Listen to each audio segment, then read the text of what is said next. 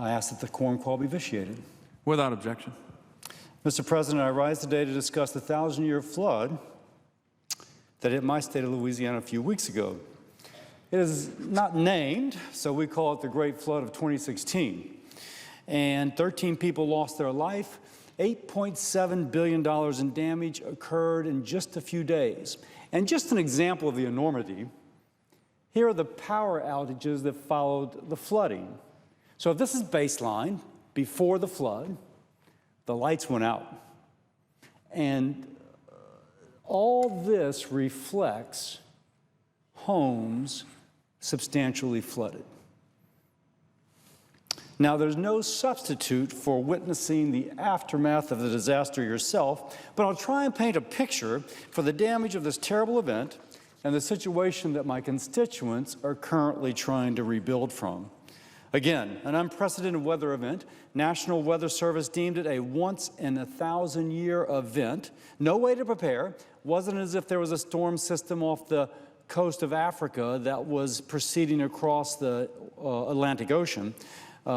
Less than a quarter of the population had flood insurance, and not because they were supposed to and didn't.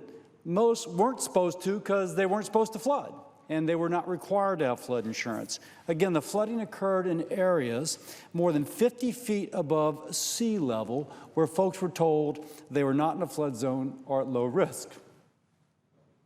One example.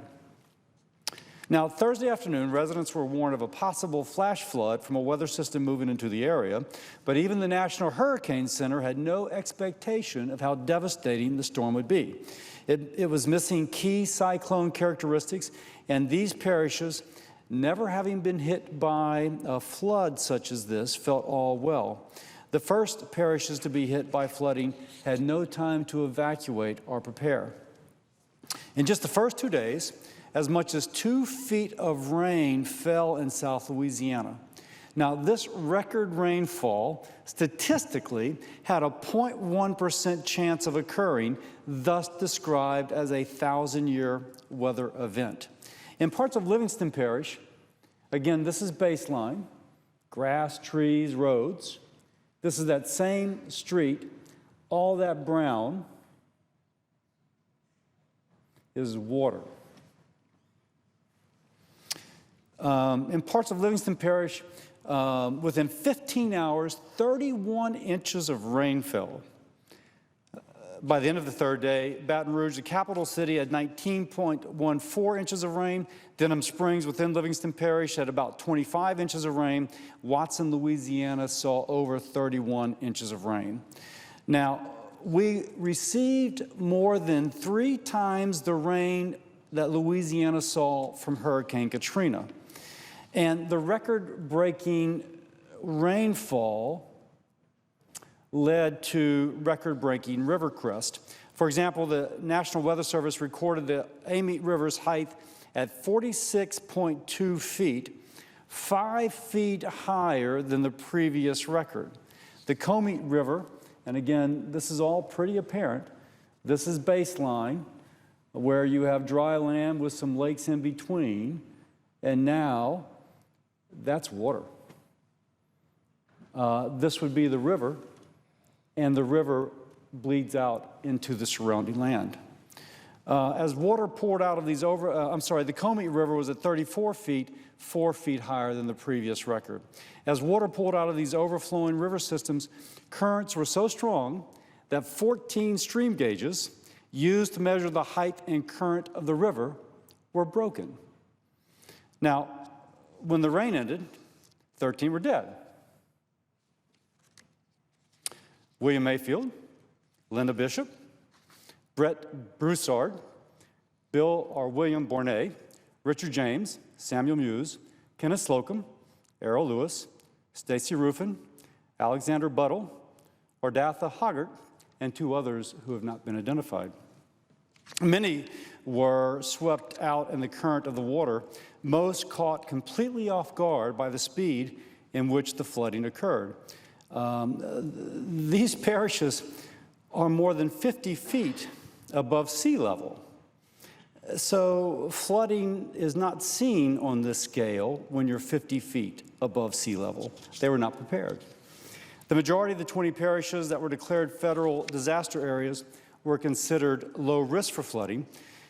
In Louisiana, only about 12% of homeowners living in low-risk areas have flood insurance. Now, FEMA has already documented over 60,000 homes that were significantly damaged. The number expected to increase to more than 110,000 homes. Less than 20,000 of those families and individuals had flood insurance. This is debris piled up in front of homes.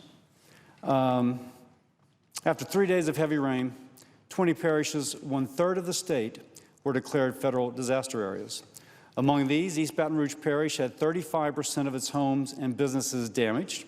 Ascension and Livingston Parish had about 90% of their homes significantly damaged or declared a total loss.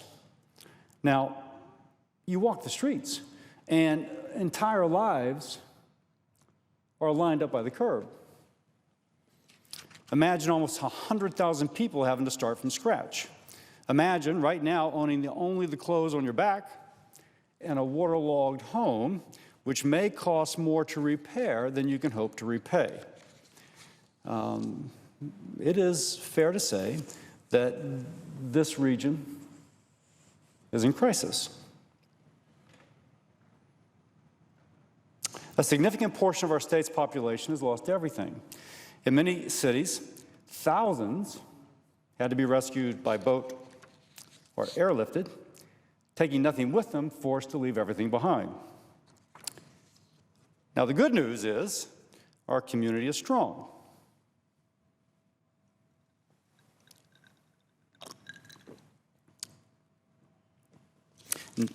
Neighbors are helping neighbors slowly put pieces back together, but there are challenges repairing infrastructure, sending kids to school, and disposing of large amounts of debris. Aside from that, we're still in hurricane season. We don't know what might come next, but another storm hitting Louisiana before recovery is complete would be devastating. Now, right now, my office is working in tandem with the entire Louisiana congressional delegation, our governor, on securing expedited authorization and funding to build the Comey River diversion and other mitigation projects to keep this from happening again. These are critical for rebuilding and preventing this level of damage from occurring with future storms. Remembering that our state has experienced severe flooding in 36 parishes in less than 6 months, our delegation is requesting a 90 to 10% cost share between FEMA and the state of Louisiana. We're also asking for supplemental appropriation of disaster recovery community development block grant funds to help with the long-term recovery. Mr. President, the Louisianans will work tirelessly, as we have for weeks, to rebuild. We are so lucky that we have had volunteers from out of the state come to help. Hopefully today, by increasing the awareness of disaster, more people are encouraged to volunteer, donate, in order to help fellow Americans recover. Mr. President, I yield back.